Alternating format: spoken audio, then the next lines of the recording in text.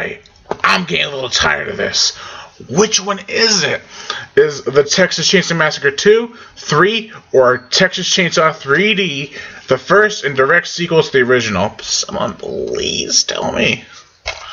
I'd like to know.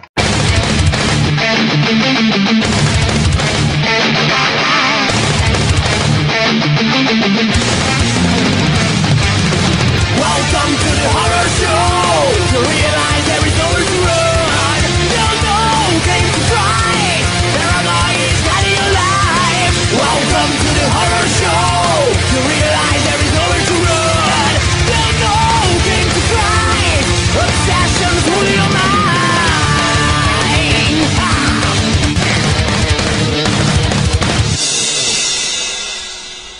Texas Chainsaw. Guess my DVD isn't in 3D. Or it can be considered as the Texas Chainsaw Massacre Part 5, 2, or 3. This is really bugging me. So, anyways, I bought this movie for 20 bucks, despite all the negative feedback it got, and I popped it into my DVD player. Sure enough, the feedback was accurate. Well, mostly accurate. Don't get me wrong, this film is still cliche-filled, dumb, and not to mention filled with flawed time gaps between characters. But it is still seriously entertaining and gory. I mean, sure, this movie is not well thought out. Hell, I heard one of the people who worked on this movie say that they were aware of the time gap problem and they still wanted it to take place in modern day time when it should have taken place in the mid-90s, I believe. Yeah, 90s. Yes, okay, so what? The characters would be in their mid-40s at least. That would have worked just as well. But to cover up the year date that appears just to make your movie take place in modern times is just pathetic. But other than that, and a little bit more, it was still a fun ride.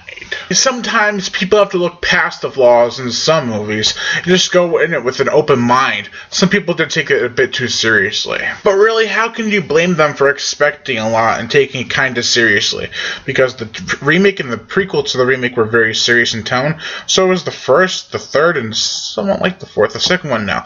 But overall, yeah, it's a Texas Chainsaw Massacre movie. You need to do a little bit better than this. I mean, the wasted potential, the flawed time gaps, the other flaws, the ending. The ending. All I can do is sum it up in a couple words. No fucking way. You want to see wasted potential? Then stick it through to the ending. Overall, I give Texas Chainsaw in 3D a 2 out of 5. You know, the only thing keeping me from giving this movie a 2.5 is the carnival scene. It had so much potential, like a total massacre could have happened, but they decided not to. Just like this movie had no potential. That is why it's a little underdecent, because there's a wasted potential. That and the flawed time gap. I am Brian Gatto, host of Horror Show Movie Reviews.